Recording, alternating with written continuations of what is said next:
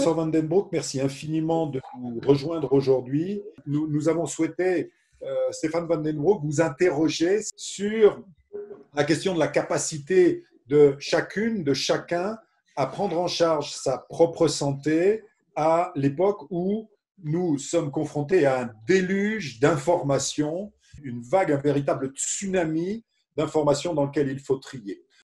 Merci, professeur Jourdan. Alors, effectivement, les informations, ça reste évidemment important. Donc, bien que le système a pas mal de difficultés de résoudre les problèmes qui sont posés par cette crise et cette pandémie, il y a beaucoup de nécessité pour les gens de reprendre ou de prendre le contrôle de leur vie et de s'organiser. Donc, pas seulement pour se protéger, bien sûr, mais aussi pour faire face aux conséquences au niveau du travail, la gestion de l'école et de l'éducation de leurs enfants, etc.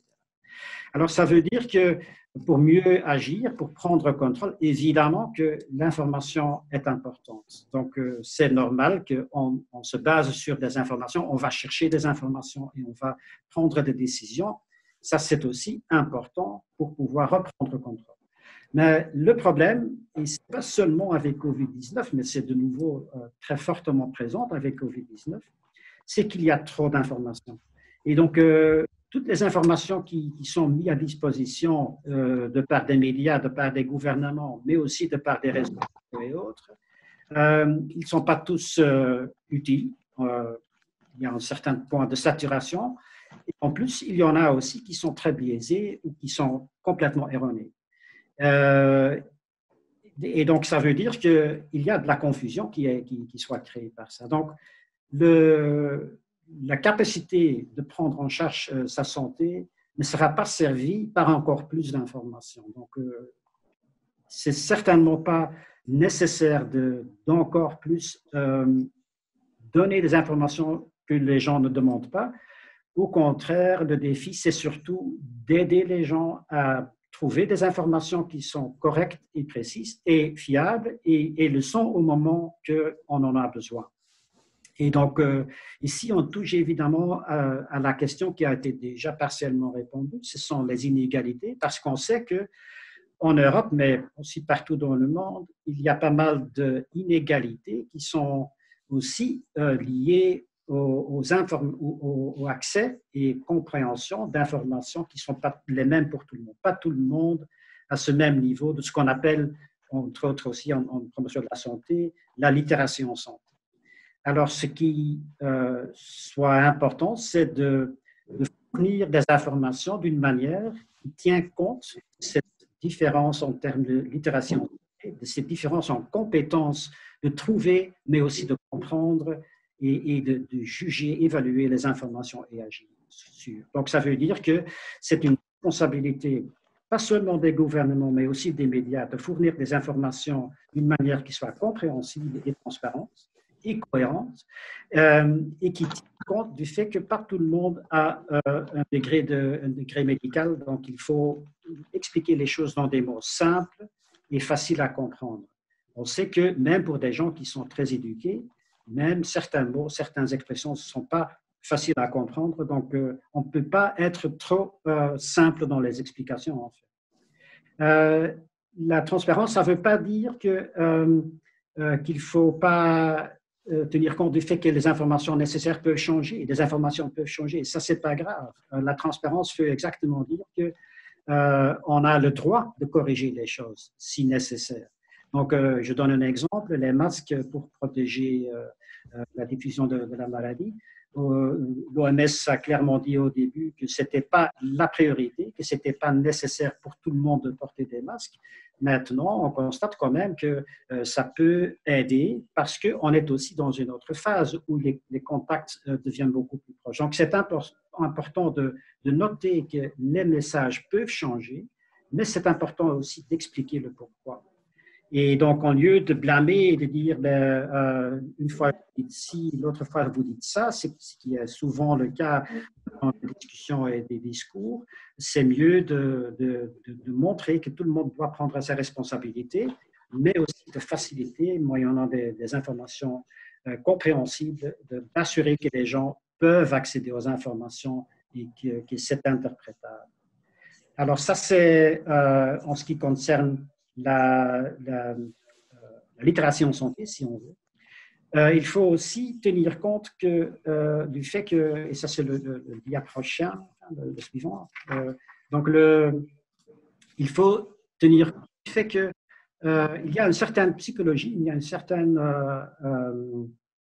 processus qui fait que les gens utilisent et accèdent à l'information. Et peut-être ça serait intéressant en fait à la fois pour le gouvernement, mais aussi pour ceux qui sont actifs en promotion de la santé,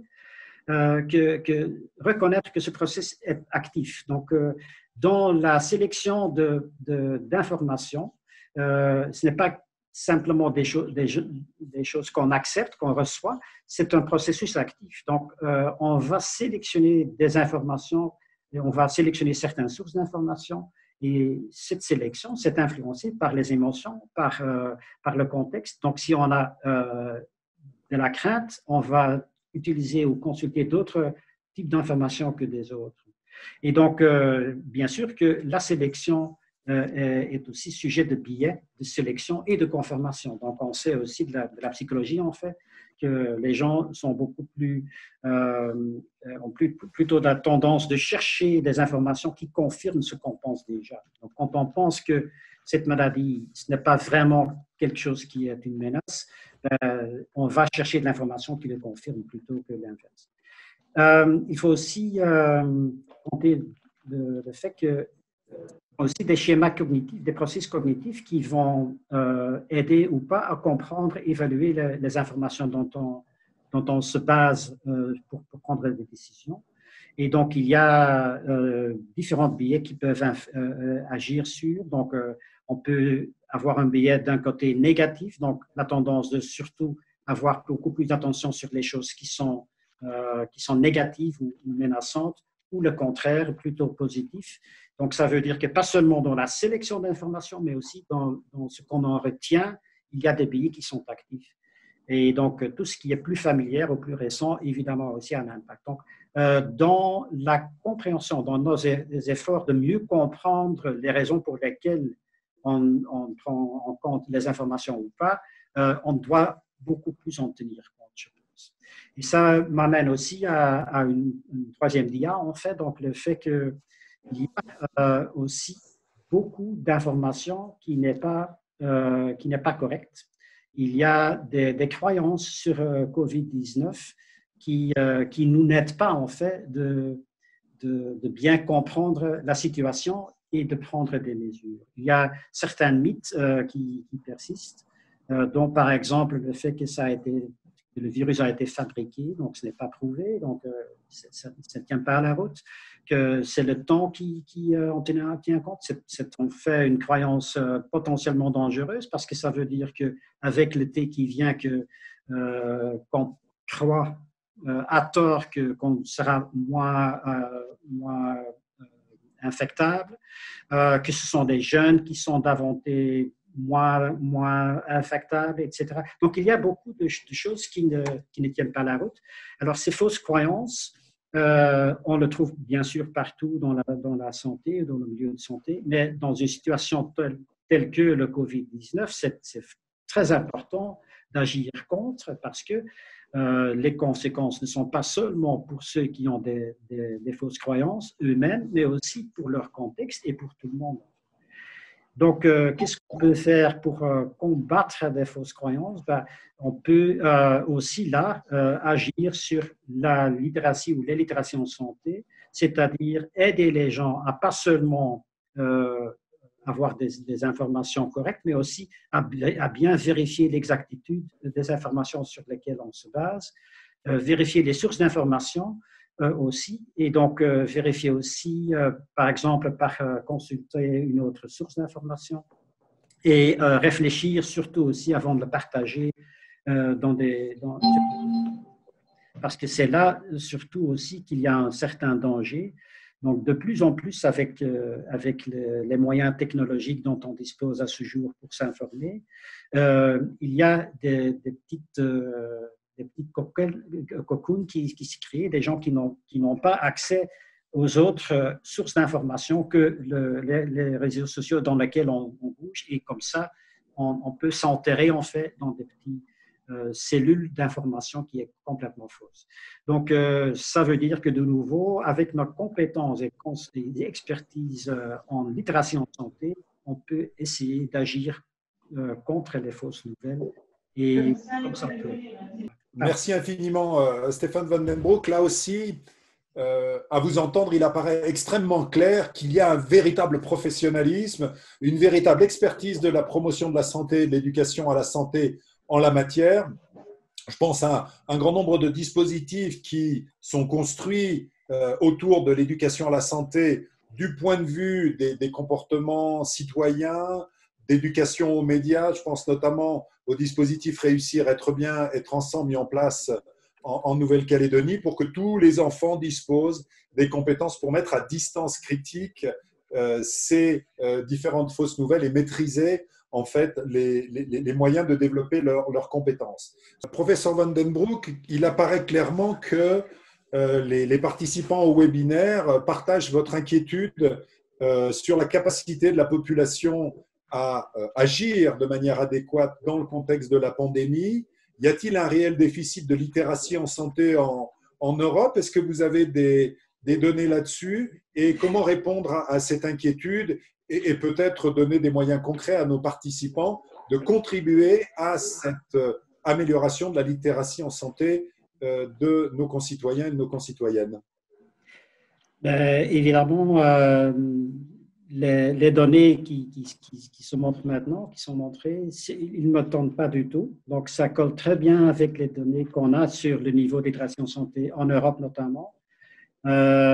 Et surtout, ce qui me frappe aussi, c'est que ce n'est pas seulement en général qu'il y a encore du travail à faire, mais qu'en plus, c'est surtout l'aspect critique et application qui sont en manque. Donc, la plupart d'entre nous ont effectivement une bonne accès, l'accès à l'information. C'est pas là où se trouve le problème, c'est surtout la compréhension, mais surtout encore l'évaluation. Et donc, ça se montre aussi ici. Donc, la distinction fake ou pas, c'est exactement là où se trouve le problème.